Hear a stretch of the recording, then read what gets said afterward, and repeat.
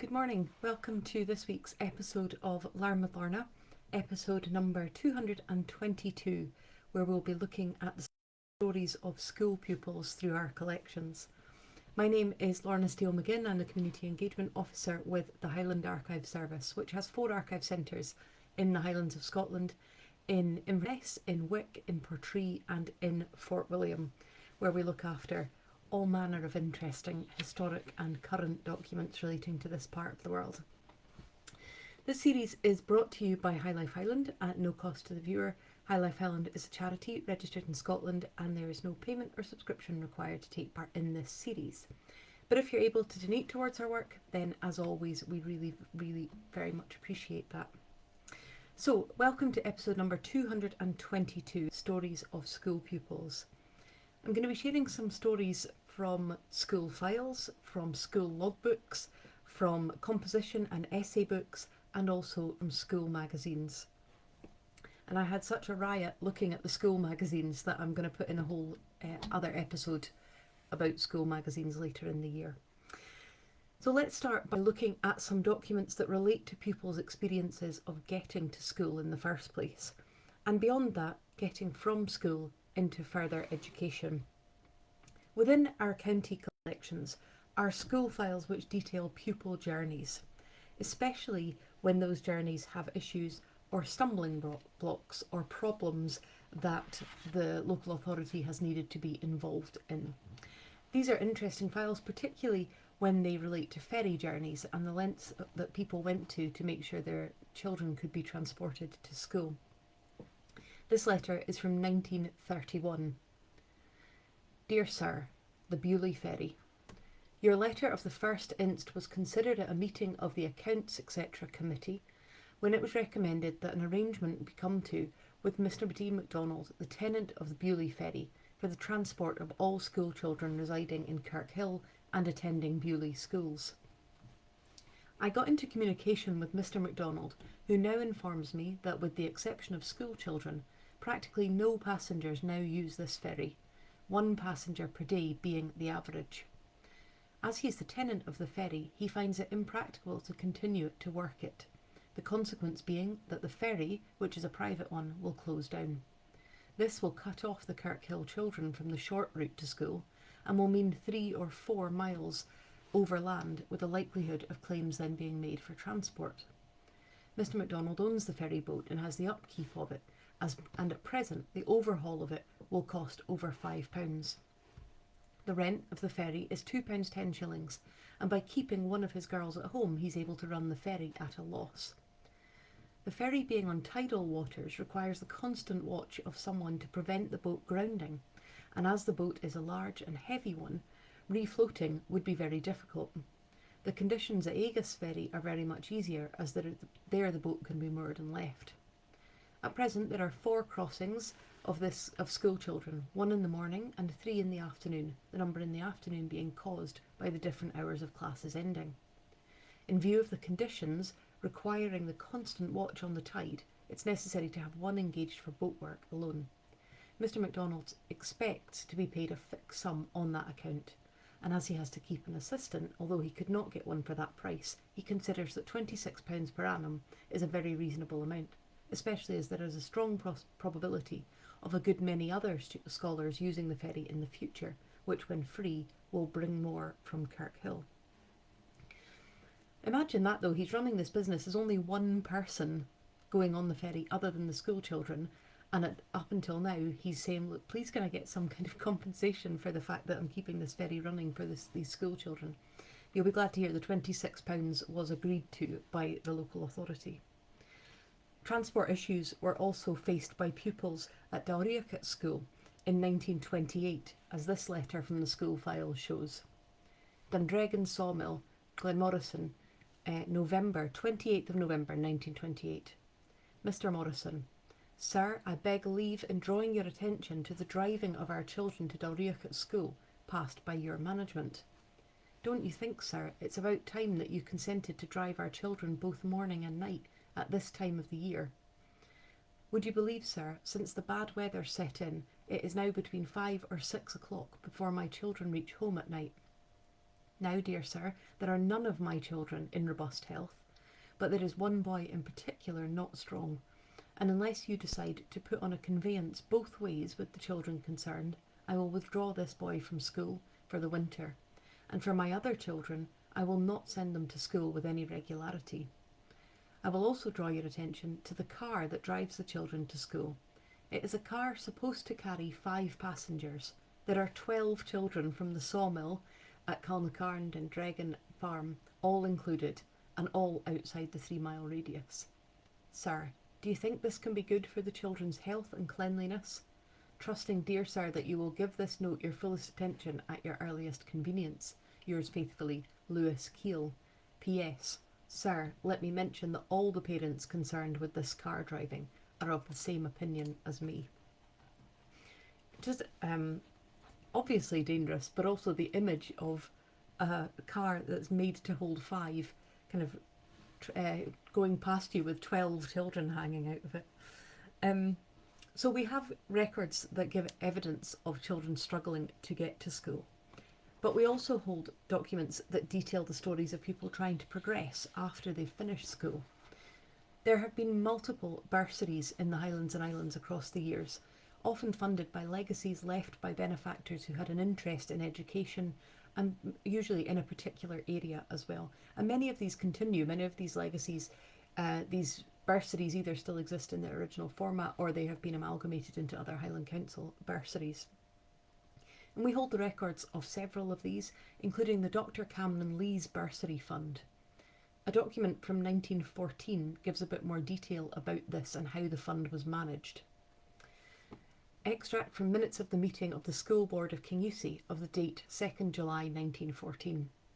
The chairman and clerk reported that the £600 generously bequeathed by the late Very Reverend Sir James Cameron Lees of St Giles as the nucleus of a bursary fund for a university bursary in connection with Kingussie Higher Grade School had been invested by them in the debenture stock of the Highland Railway Company.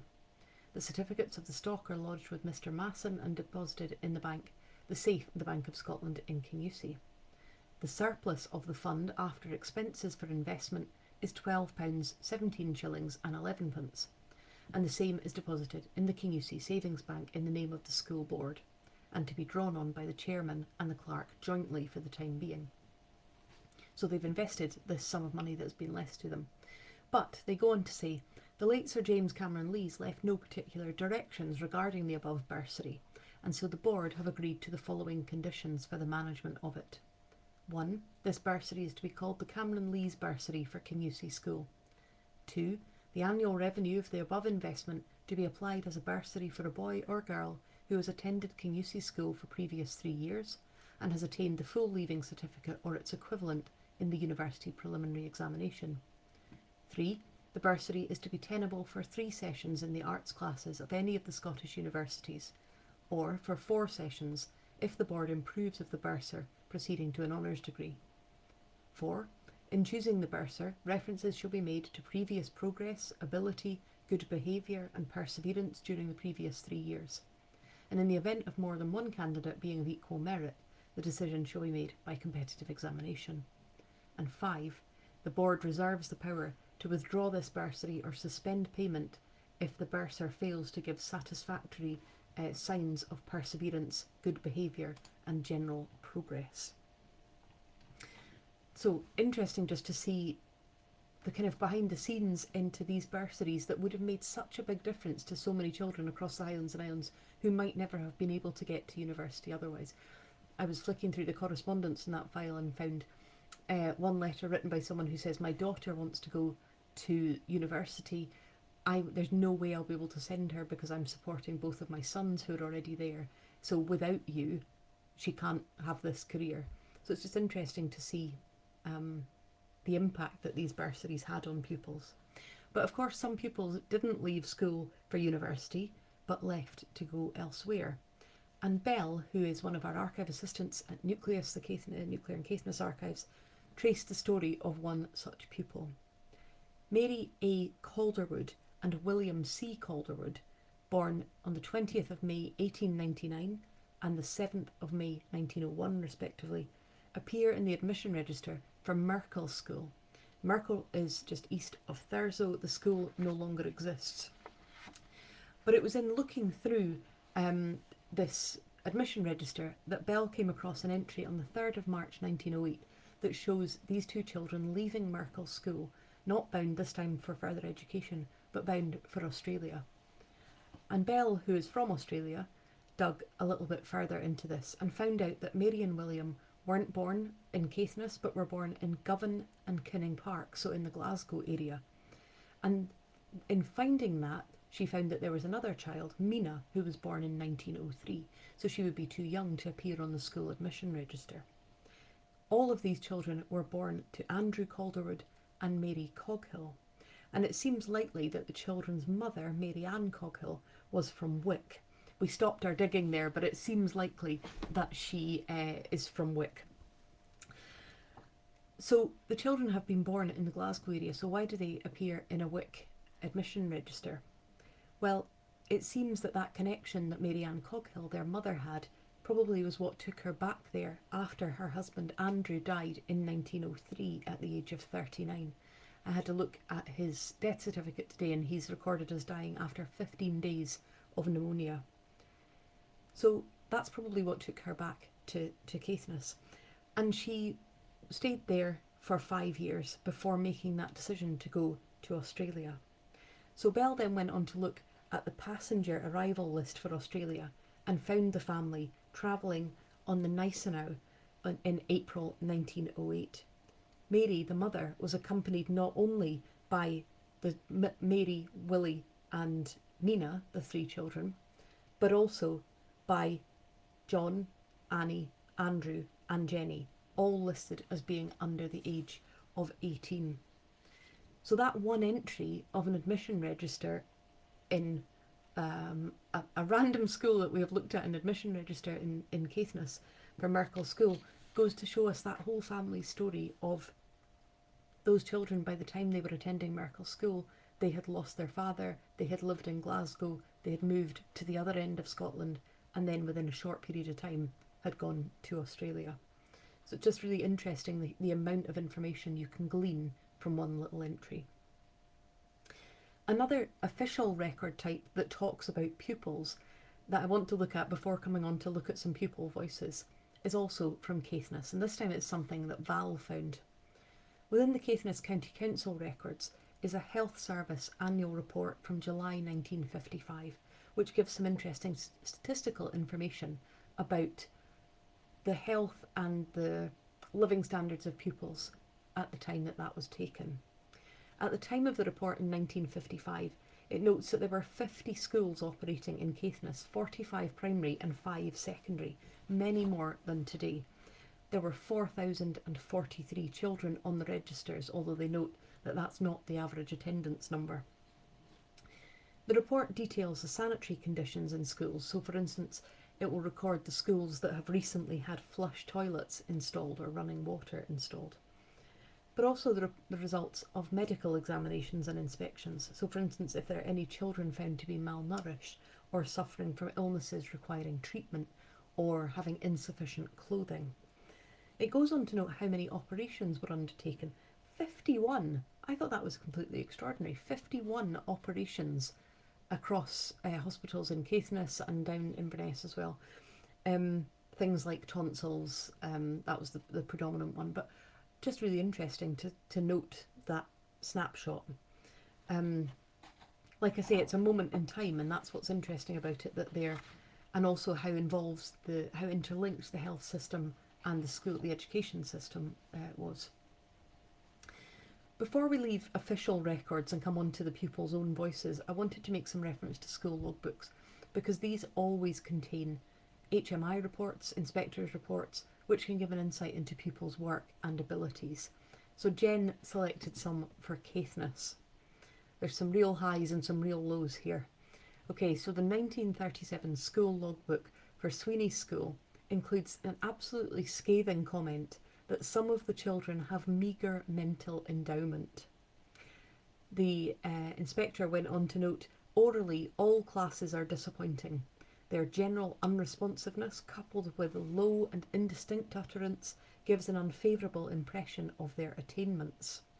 That just sounds a bit like I don't particularly like the accent and the voices, because the inspector is much less judgmental about the quality of their work, saying that all their written exercises are carefully and neatly executed. He goes on to say that they're particularly talented at crafts, sewing and making woodwork and so on. And crafts get particularly high comment over the next few years in the same school. The teacher has this lovely legacy. So when the teacher leaves, the inspector writes in the logbook, "The excellent influence of the teacher who is now left after 3 years' service is seen in the mannerly learning of the children and their spirit of cheerfulness and cooperation." I liked the HMI extract in Durham School logbook from 1932, which noted that it was very gratifying to observe that the children are taught to take great care of their books. So obviously that appeals to us. We go, that's good, you've taken good care of your books. But as my colleague Jen noted to me, compare that to the sentence in the same school logbook from 1924. This is, well, what Jen wrote, she sent it to me and then wrote, "Insert distressed face here." HMI recommended that all dilapidated school books and all registers over 5 years old should be burned, and this was accordingly done. It's not what we like to read in a record. But to end on something a little bit less stressful from the Durham School logbook of 1932, it also includes this really, really lovely line. "In this school, I found the very happiest of relations existing between teacher and scholars. They began by singing a hymn. Their all-round knowledge was good, and again their repetition work is what they excelled in. The younger ones were particularly quick, and the older ones seemed better in answering indirect questions than I have found elsewhere. As already remarked, a very happy atmosphere is noticeable in this school." Isn't that lovely? What a really nice tribute to the teacher. But I want to spend the rest of this episode looking at some of the voices of pupils in the collections. And as I said right at the beginning, I enjoyed this so much and was laughing out loud so much to myself that I'm going to put in a whole episode just about school magazines later this year. Some of the extracts, particularly that Catherine in our Skye and Lochailse archive shared with me, I think deserve a bit more space than I have to give them today, so we will do a full episode on that. Before I come on to school magazines, let's start with a couple of extracts from composition books and essay books and jotters written by pupils. Starting with the 1917 composition book of Isabel Simpson. This book was found with other material behind a wall in a house in Rosemarkie. This is her imaginative take on the impact of the coal strikes of 1917. The coal strike. In Glasgow, which is the largest commercial town of Scotland, there has taken place a great change in the business of the town. The manufacturing mills are stopped, trading is decreasing, foodstuffs are rising in price. The reason of it all is the want of coal. We can scarcely imagine the great number of workmen that are out of work, and the thousands of children that are running in the streets, perhaps half-clad, with only a crust of bread to satisfy their hunger. The cry of coal, coal is what continually is on the lips of the poor people. Let us imagine the circumstances of a poor family. On entering the home, the screams of an infant can be heard. Quite near to the hearth sits a woman with an infant in her arms, who evidently had been crying. She is the mother of 5 children, the eldest only 11 years of age. We had a pailful of coal a fortnight ago, and we managed to use it as sparingly as to have as much that could cook our breakfast yesterday. Today, my husband brought a pennyworth. Just now he is on the lookout for some employment, but I am afraid that his purse won't be much heavier until there are signs of abatement in the coal strikes. Really beautiful way of writing, and I thought that before. I've read some extracts of her composition book before, and I always think she's got a real skill, a real lovely turn of phrase. A similar composition book, which again I've referred to before, is held at Nucleus and was written by Sarah Reid in 1910 to 1912. This was Anne's choice, Anne and Nucleus, from Sarah's workbook. And again, that skill of writing ability. Anne said to me, it really blows my mind reading this because the teacher marks this child often as like 7 out of 10. She had for things that absolutely blew my mind that I don't know if I could write. Really interesting commentary on the education system. So this was Anne's choice from Sarah's composition book, which talks about her favourite game. My favourite game, 1912, this is written. There are indoor games and outdoor games. I prefer indoor games during the winter time. My favourite game is tickets, so called because it is played by forming words with the letters of the alphabet. There are no fixed number of players, the more the merrier. In the first place, the tickets are made. Take a piece of white cardboard and cut it up into small pieces about half an inch square. On each square, print out the letters of the alphabet. Generally, a good number of vowels are required, but when a sufficient number of the tickets are made, mix them all together and give each player his share. Before the game begins, there are rules made, viz.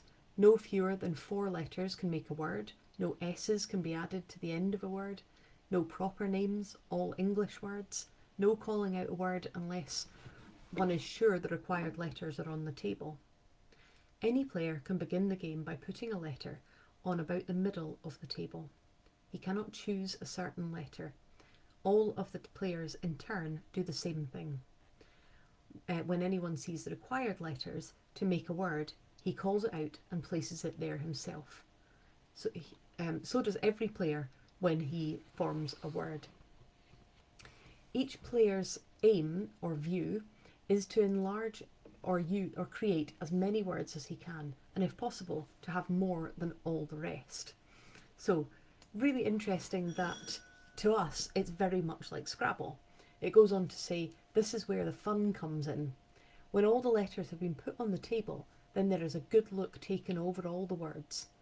When this is over, each player counts his numbers of letters. The one who has the greatest number is the prize winner. So she's talking about this game that they play, and again, like I say, it was interesting. Anne had a look into the history of Scrabble, and this tickets game seems to have been around quite a lot earlier. But she's obviously writing something fun, but then remembering that this needs to be an educational piece. She's writing it in a composition book, so she finishes. The benefits received from this game are that it helps young or old to spell. Perhaps some of the players have never heard some of the words which have been used. Therefore, their vocabulary becomes enlarged. To those who have left school, it has the power to recall to memory words which they had to spell at school, and it is therefore a good pastime. Like I say, I just got the feeling that the teacher has said, and why is this game educational? So yes, good fun reading composition books. But I want to finish with a couple of extracts from school magazines. There's so much good content here, so as I say, I'll come back to this, but here are some extracts. Let's start with Uig School magazine, sent to me by my colleague Catherine in Skye and Highland Archives. This dates from 1987. A little article written by 6-year-old Ian. I live on a farm. His section is called Farming News. I live on a farm and I have to do a lot of work, feeding the cattle and sheep. My brother is a butcher. I go up the hill every day in the Land Rover to feed the cows with draff, hay, cattle cobs and turnips. At the Easter holidays I was doing a lot of things. A lot of the time I was working at the house and feeding the cows. Then it was the time to put the dung out, and that was terrible. We took 2 days to put the lot out, starting at 7 in the morning and finishing at 10:30 p.m. Then we had to go up the hill to see if there were any lambs, and we found one sheep stranded on the rocks, and my dad had to climb up the rocks to get to her. We tied a rope around her horns and threw her into the river, and my brother pulled the rope at the other end to get her out, and later that night she had a lamb.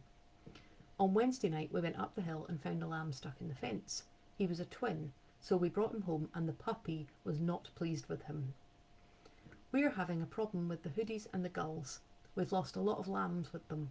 We put plastic bags on the trees to try and scare the foxes away. But it doesn't scare the hoodies. They are desperate for food and they are not scared of anything. You are not allowed to shoot them, and that is a stupid idea. And I really liked this extract written by Alan at Portree High School in 1963. And again, a real testament to writing ability, I think. So 1963, this one. My happiest day. The rising sun cast its soft tinting rays of beauty over the lawn outside and over the white covers of my hospital bed. I was not conscious of all the noises of activity about me as I lay soaking in the exquisite beauty that I could appreciate in the sweet song of nature's minstrels outside.